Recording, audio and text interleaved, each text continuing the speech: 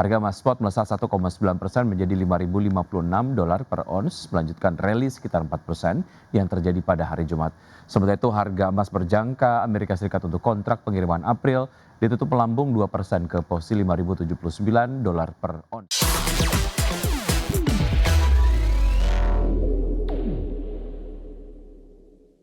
Harga emas melonjak sekitar 2% pada peragangan di hari Senin didorong pelemahan dolar Amerika Serikat di tengah sikap hati-hati investor menjelang serangkaian rilis data ekonomi Amerika Serikat yang dinilai penting untuk menentukan arah kebijakan moneter The Fed.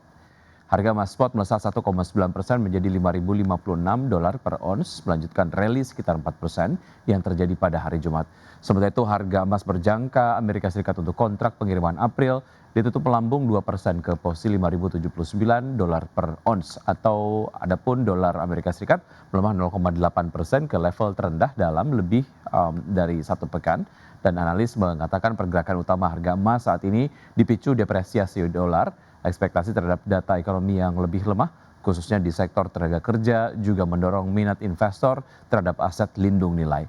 Investor akan mencermati rilis data non-farm payrolls, inflasi konsumen, serta klaim pengangguran awal Amerika pekan ini untuk mendapatkan petunjuk baru terkait dengan arah kebijakan suku bunga.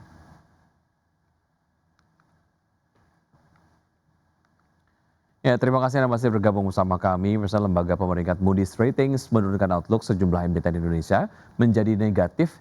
Langkah terbaru Moody's ini menyusul penegasan peringkat Baa2 untuk Indonesia dengan perubahan outlook menjadi negatif dari stabil.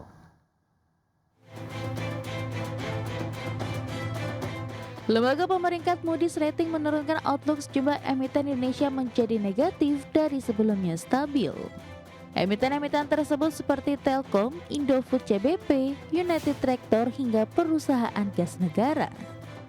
Dalam keterangannya, Moody's merevisi outlook menjadi negatif dari sebelumnya stabil terhadap sejumlah emiten di Indonesia, menyusul penegasan peringkat Baa2 untuk Indonesia dengan perubahan outlook menjadi negatif dari stabil.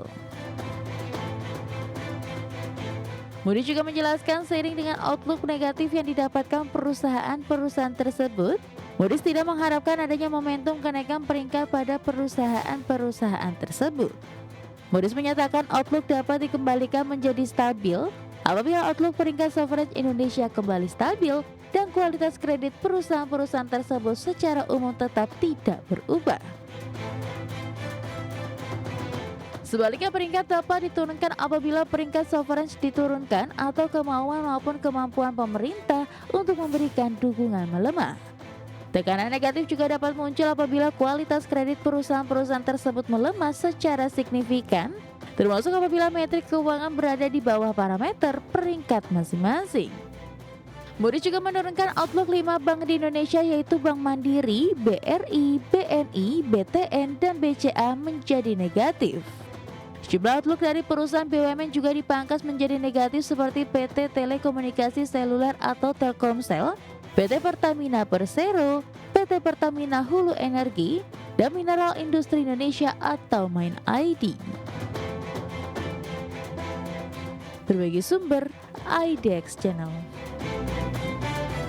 Terima kasih Anda masih bergabung sama kami. Bersama Menteri Keuangan Purbaya Yudi Sadewa mengaku heran protes masyarakat terkait dengan program jaminan kesehatan nasional mencuat saat pemerintah mengalokasikan anggaran kesehatan yang sangat besar dalam APBN 2026. Menurut Purbaya, alokasi anggaran yang mencapai Rp247,3 triliun pada tahun 2026 ditujukan untuk memperkuat layanan kesehatan, meningkatkan akses masyarakat, serta memastikan keberlanjutan program JKN bagi puluhan juta penerima bantuan iuran atau PBI. Purbaya menilai persoalan yang mencuat di masyarakat bukan pada jumlah anggaran, melainkan pada pelaksanaan teknis di lapangan yang menimbulkan kejutan bagi sebagian peserta. Purbaya menyebut penyebab utamanya yakni lonjakan besar penonaktifan peserta PBI JKN pada Februari 2026. Jumlah yang dihapus dari daftar mencapai lebih dari 11 juta peserta atau mencapai 10% dari total 96,8 juta penerima bantuan. Lonjakan jumlah yang terlalu besar dalam waktu singkat membuat banyak masyarakat tidak menyadari bahwa status kepesertaan mereka telah berubah. Kenapa tiba-tiba rame di bulan Februari tahun ini menurut dugaan kami ya? Karena sedemikian besar orang yang terpengaruh dan mereka tidak tahu bahwa mereka sudah tidak masuk dalam daftar lagi. Sehingga ya kerasa lah itu.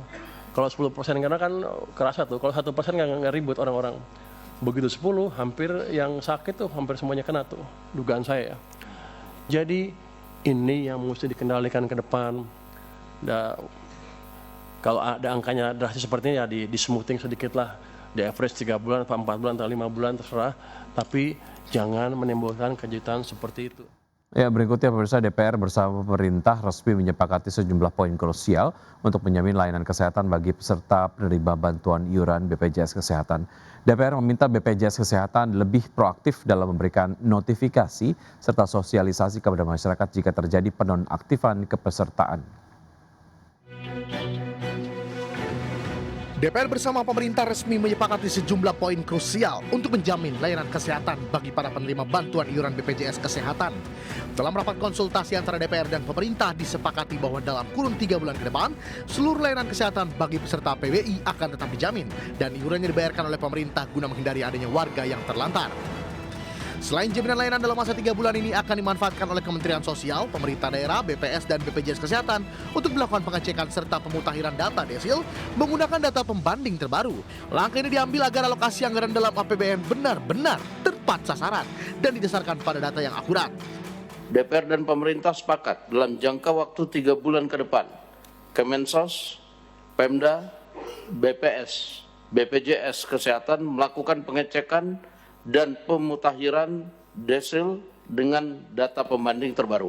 DPR dan pemerintah sepakat terus melakukan perbaikan dan mewujudkan ekosistem tata kelola jaminan kesehatan yang terintegrasi menuju satu data tunggal. Terkait transportasi informasi, DPR meminta BPJS Kesehatan lebih proaktif dalam memberikan notifikasi serta sosialisasi kepada masyarakat apabila terjadi penonaktifan kepesertaan, baik pada segmen PBI maupun PBPU Pemda. Hal ini bertujuan agar masyarakat tidak terkejut saat mengakses layanan di fasilitas kesehatan. Dari Jakarta, Tim Liputan IDX Channel. Efek Indonesia berkomitmen mempercepat reformasi pasar terkait dengan free float, transparansi, dan tata kelola. Salah satu langkah yang akan dilakukan pihak bursa terkait transparansi yakni dengan mempublikasikan data nama pemegang saham dengan kepemilikan 1% atau lebih paling lambat pada akhir Februari. Otoritas Bursa Indonesia berpacu menyelesaikan berbagai kekhawatiran yang disampaikan penyedia indeks global MSCI sebelum April dengan mempercepat reformasi di bidang free float, transparansi, dan tata kelola pasar demi menjaga statusnya sebagai pasar berkembang. Salah satu pilar utama reformasi tersebut adalah rencana penggandaan ketentuan free float minimum. Bursa Efek Indonesia pada Senin menyatakan akan menaikkan ambang batas free float minimum emiten dari 7,5% menjadi 15% pada akhir Maret, mengakhiri rezim yang telah berlaku sejak 2014. Direktur Utama BEI sementara Jeffrey Hendrik menyatakan bahwa calon emiten juga akan diwajibkan memenuhi standar tata kelola yang lebih tinggi sejak proses pencatatan saham. Untuk meningkatkan transparansi, BEI berkomitmen mempublikasikan data nama pemegang saham dengan kepemilikan 1% atau lebih di situs resmi BEI paling lambat akhir Februari. Langkah ini diharapkan memberi visibilitas yang lebih jelas bagi investor terkait struktur kepemilikan dan potensi afiliasi. Dorongan reformasi ini menyusul tinjauan MSCI pada akhir Januari yang menyoroti masih rendahnya tingkat free float, tingginya konsentrasi kepemilikan, serta keterbatasan transparansi di pasar saham Indonesia. Isu-isu tersebut dinilai dapat mengancam klasifikasi Indonesia dalam MSCI Emerging Market Index. Apabila kemajuan reformasi dinilai tidak memadai hingga Mei, Indonesia beresiko kehilangan status pasar berkembang. Kondisi tersebut berpotensi menekan valuasi saham, meningkatkan biaya pendanaan emiten, serta melemahkan kepercayaan investor terhadap ekonomi terbesar di Asia Tenggara. Berbagai sumber, IDX Channel.